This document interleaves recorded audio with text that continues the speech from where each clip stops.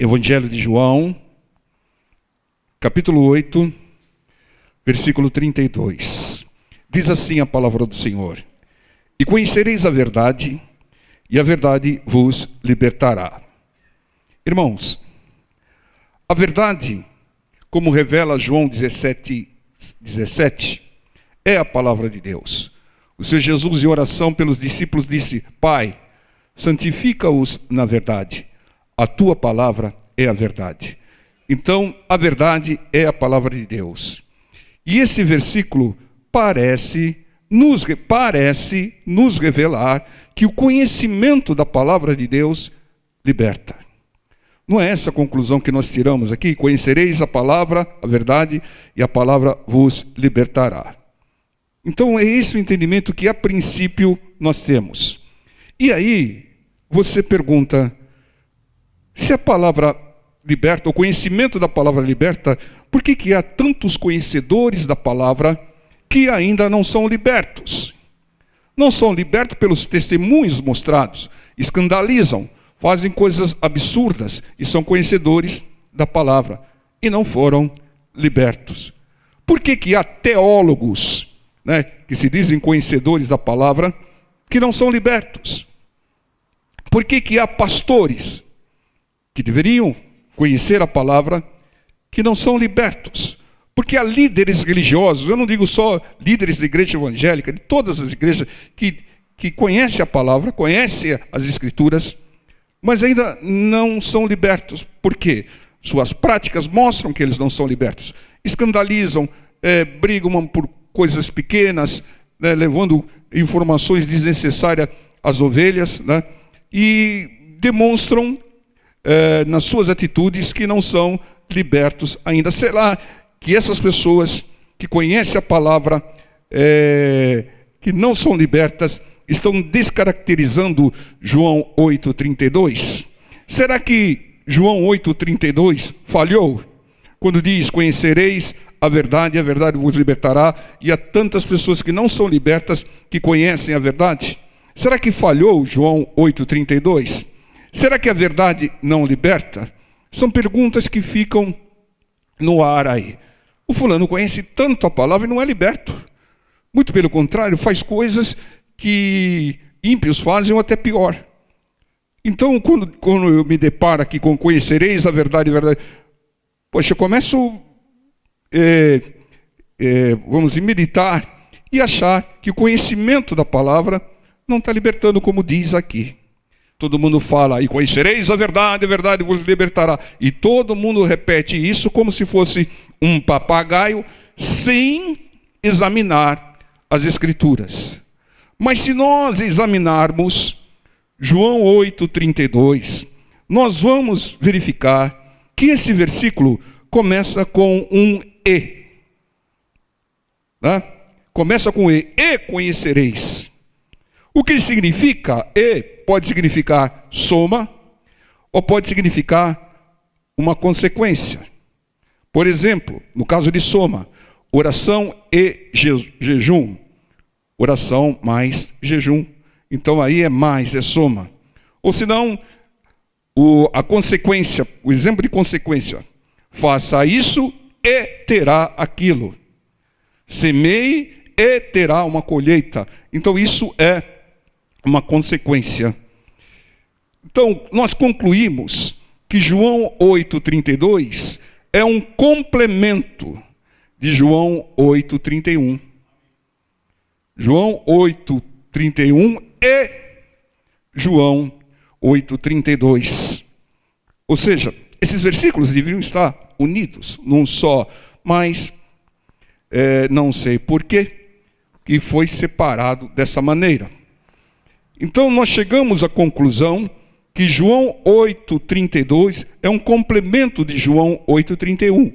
E aí nós vamos até João 8,31, que diz assim: Jesus dizia, pois, aos judeus que criam nele: se vós permanecerdes na minha palavra, obedecer a minha palavra, verdadeiramente sereis meus discípulos.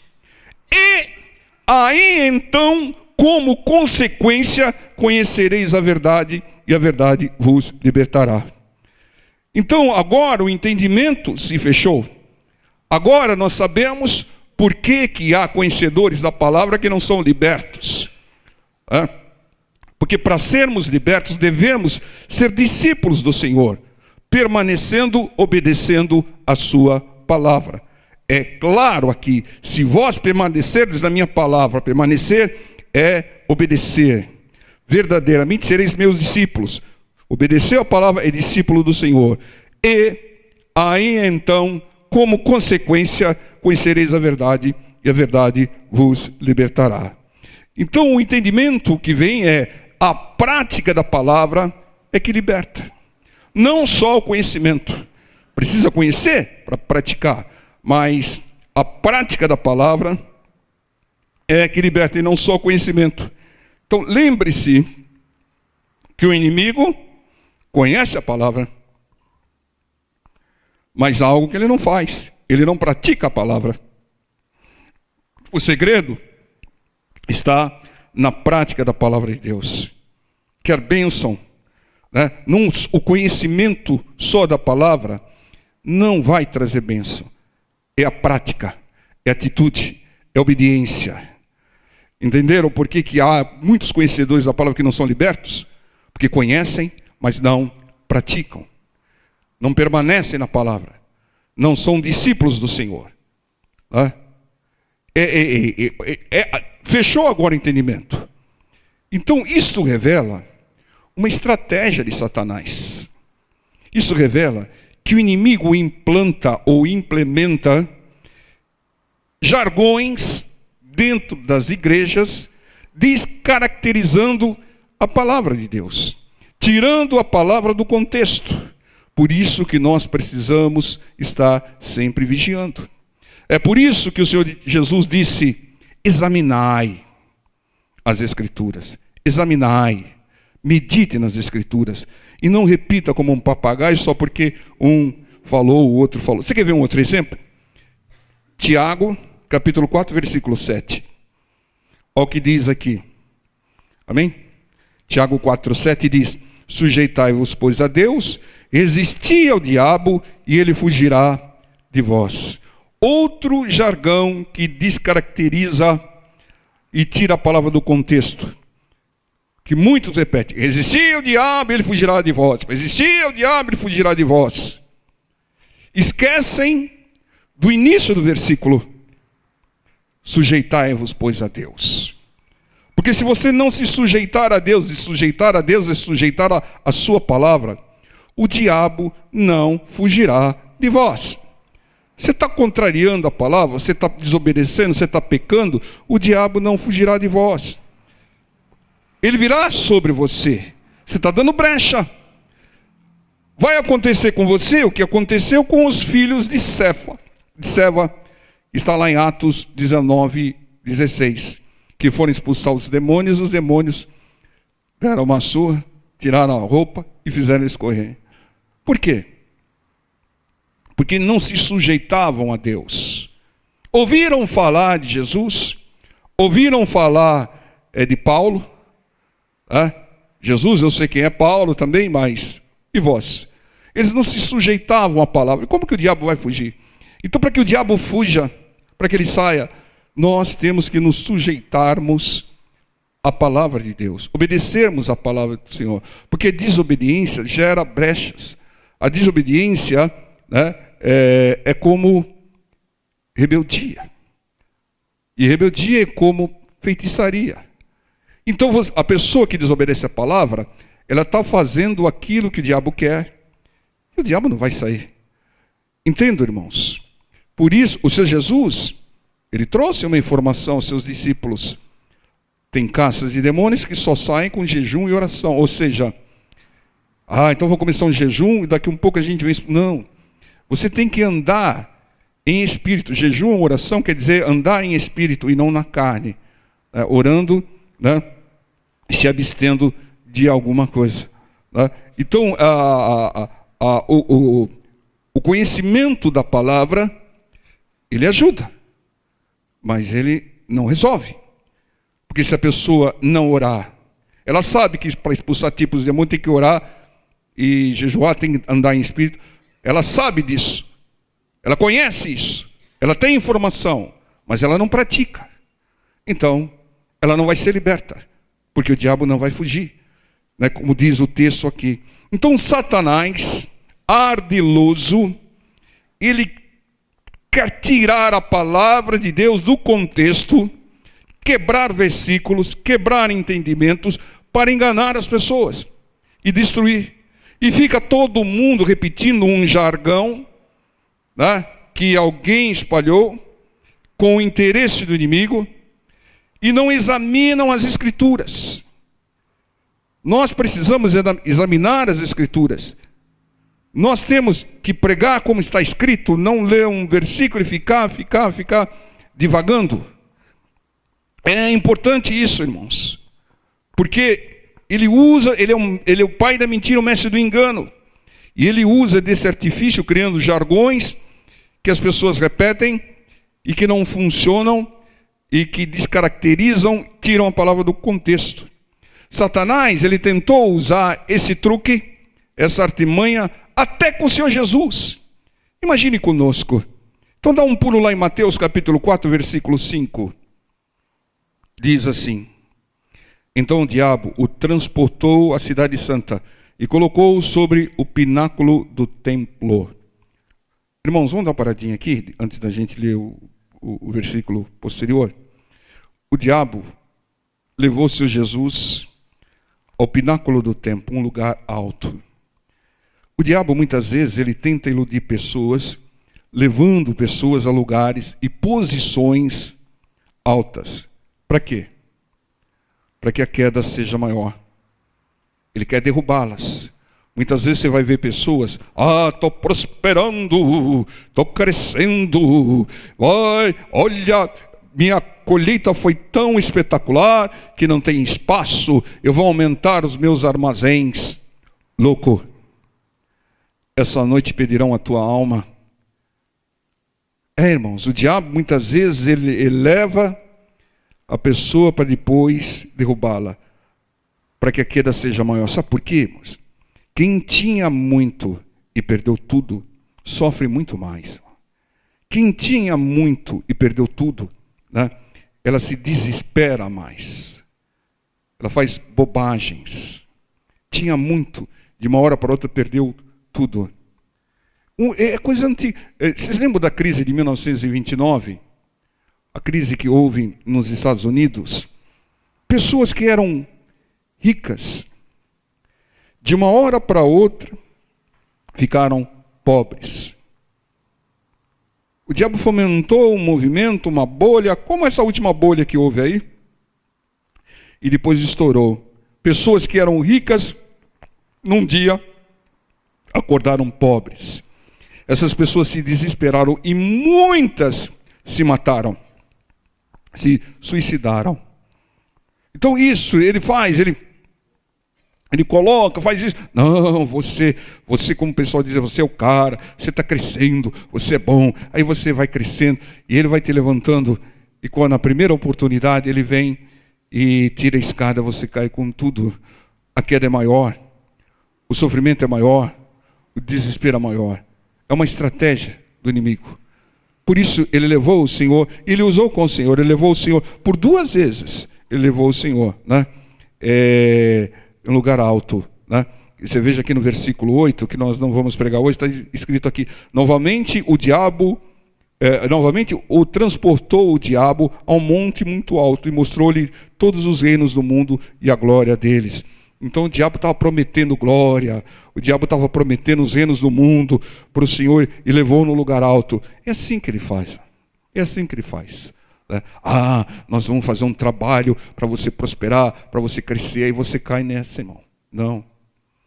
Irmãos, a prosperidade, né, que não acrescenta dores, é a prosperidade de Deus. Tá? Então tem prosperidades aí, tem bênçãos aí que acrescentam dores, não vem de Deus, como diz Provérbios. Né? E veja o versículo 6 aqui. E disse-lhe: se tu és és o Filho de Deus, ele está questionando aqui, né, a autoridade do Senhor Jesus. Se tu és o Filho de Deus, lança-te daqui abaixo, porque está escrito, como o Senhor Jesus disse em resposta na primeira tentação, está escrito, ele está usando a palavra aqui, ele conhece a palavra, o diabo. Está escrito que aos seus anjos dará ordens a teu respeito e tomar-te-ão nas mãos para que nunca tropeces em alguma pedra. O diabo usou a sua estratégia de tirar a palavra do contexto. Como ele fez lá com conhecereis a verdade, como fez lá, existia o diabo. Então ele está tirando a palavra do contexto, ele está tirando aqui do contexto o Salmo 91, versículo 11 e versículo 12. Ele está usando esses dois versículos do Salmo 91, tirando do contexto para tentar o Senhor Jesus. O diabo conhece a palavra. O diabo sabe que a palavra de Deus é verdadeira, que ela é eficaz. E por isso, ele tira a palavra do contexto para usar contra nós. E estava usando contra o Senhor Jesus aqui. Entendam? Nós, em primeiro lugar, não precisamos provar a endemoniados que somos filhos de Deus. Ah, se tu és filho de Deus, ah, se você é crente mesmo, faça isso. Não, eu não preciso provar para ninguém. Veja a minha vida, veja a minha conduta, se eu sou filho de Deus ou não. Eu não preciso ficar provando para ninguém. Ah, eu vou provar com isso, eu vou provar. Não, não caia nessas provocações de endemoniados. E o Senhor Jesus respondeu aqui, né? Disse-lhe Jesus, também está escrito, não tentarás o Senhor teu Deus. Irmãos, não tentar a Deus é não correr riscos desnecessários. Não tentar a Deus é não fazer nada sem um bom propósito. Um propósito abençoador. Eu vou dar um exemplo aqui, por favor. Ninguém atire o sapato em mim como fizeram com o Bush. Tem pessoas que tentam a Deus e fazem disso uma profissão. De vez em quando você vê aí um que quer escalar um monte sem um propósito de abençoar ninguém, só para ter uma faminha, para ser falado, e colocam a sua vida no extremo risco. Tem outros que colocam uma corda de um prédio no outro, pega lá uma vara e fica atravessando em cima da corda de um prédio para outro. Está arriscando a sua vida a troco de nada. Por que a troco de nada, pastor? Porque não abençoa ninguém, não ajuda ninguém. Tá? É uma pessoa que só quer divulgar o seu nome, quer ter fama, egoísmo puro. Irmãos, tem pessoas que dão a vida por outras pessoas. Tá? E não tem um minuto de, sei lá, de reconhecimento. E há pessoas que desperdiçam sua vida com umas coisas estúpidas. Desculpe falar nesse tema. Não abençoa ninguém, não agrega nada. Tem pessoas que dão a vida por outras pessoas e estão lutando contra a morte. E vem um outro colocando gratuitamente a vida em risco. Ou seja, não valorizam a vida. Então, isso é tentar Deus. Isso é tentar Deus. Fazer coisas desnecessárias, coisas que não vão abençoar ninguém, coisas que vão te colocar em risco, a troco de nada. Está tentando a Deus. Entendeu? E pessoas falam, não, Deus é comigo, por isso que eu vou. Que Deus me abençoe. Vai fazer uma coisa estúpida, perdão. Desculpem. Mas uma coisa estúpida e pedindo a proteção de Deus, falando que Deus... Não. Não tentarás o Senhor, teu Deus, é o que diz a palavra. Não tente o Senhor. E o Senhor Jesus, aqui nessa tentação do inimigo, ele resistiu com a palavra. Por 3 vezes ele foi tentado. Ele foi tentado no corpo, ele foi tentado na alma, ele foi tentado no espírito. E nas 3 vezes ele respondeu com Deuteronômio, tacou o Deuteronômio na cabeça do diabo. Aqui nesse versículo aqui foi Deuteronômio 6,16, né? Não tentarás o Senhor teu Deus. Nós devemos resistir ao inimigo com a palavra de Deus e na palavra de Deus. Não é só você jogar um versículo em cima do inimigo. É você andar enquadrado, é você andar em concordância, em obediência à palavra de Deus. Assim você resiste ao inimigo e ele foge de você. Então, aqui, Satanás tentou tirar Salmo 91, 11 e 12 do contexto para tentar o Senhor. Tá? Ele tentou usar a descaracterização da palavra de novo, tá? Para tentar o Senhor. Nós devemos andar na palavra, permanecer na palavra, praticar a palavra. Não é só o conhecimento que liberta, né? Então, estar na palavra é permanecer no esconderijo do Altíssimo. Então vamos lá até o Salmo 91. Vamos ver o que diz o Salmo 91, que o diabo tentou tirar 2 versículos do contexto lá. É um salmo muito lindo, pessoal. Tem gente que gosta tanto desse salmo que deixa ele aberto dentro de casa, né? As páginas ficam até amareladas, né? Empoeiradas.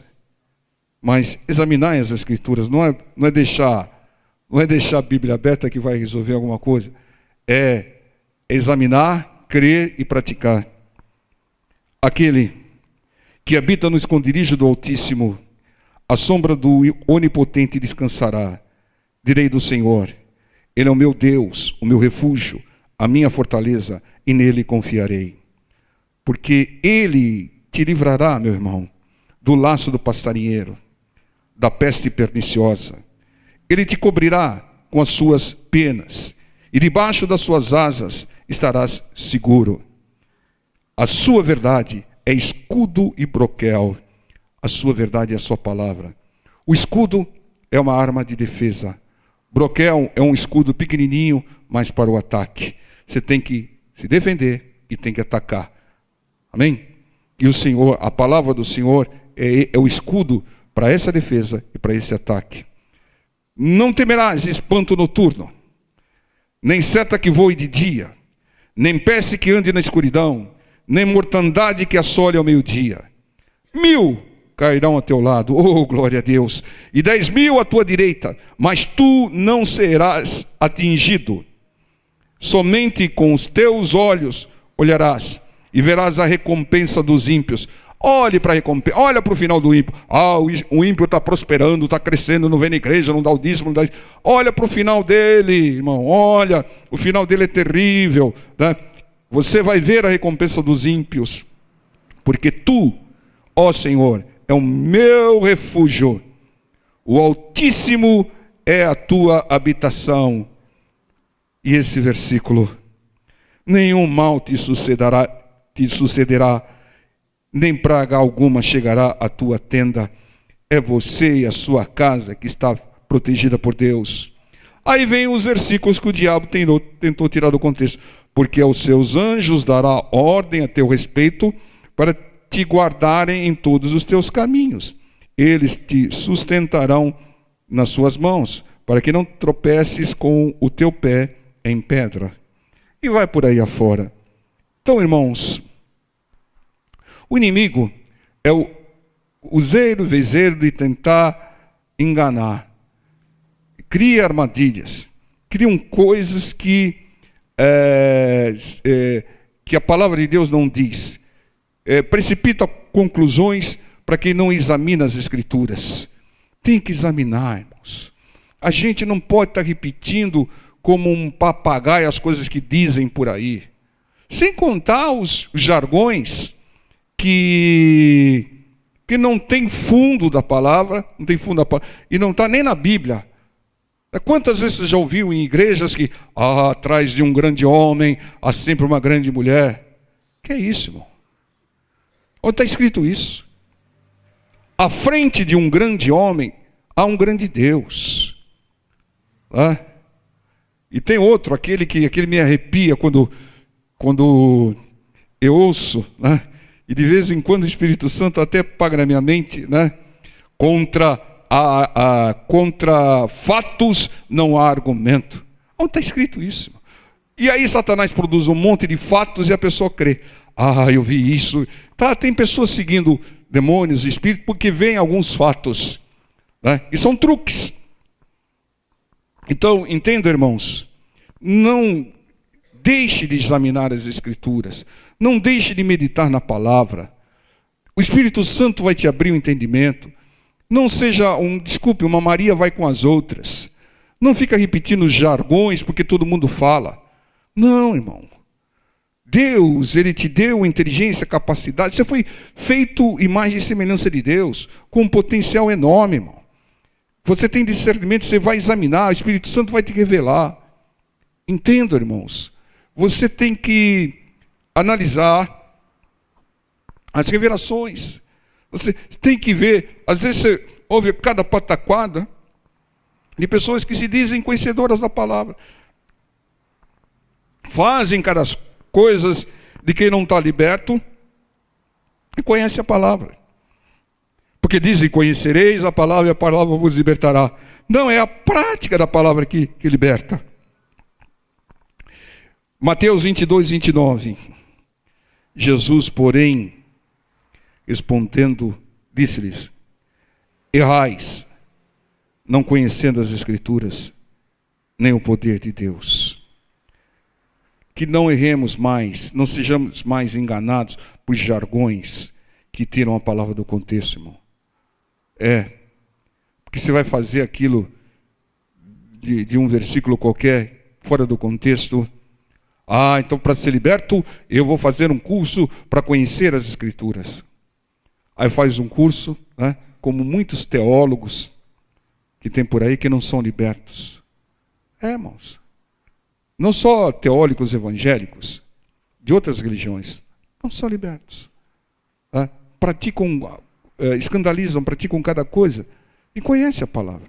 Então examinemos e conheçamos mais as Escrituras e o poder de Deus. Pratiquemos a palavra para que nós sejamos,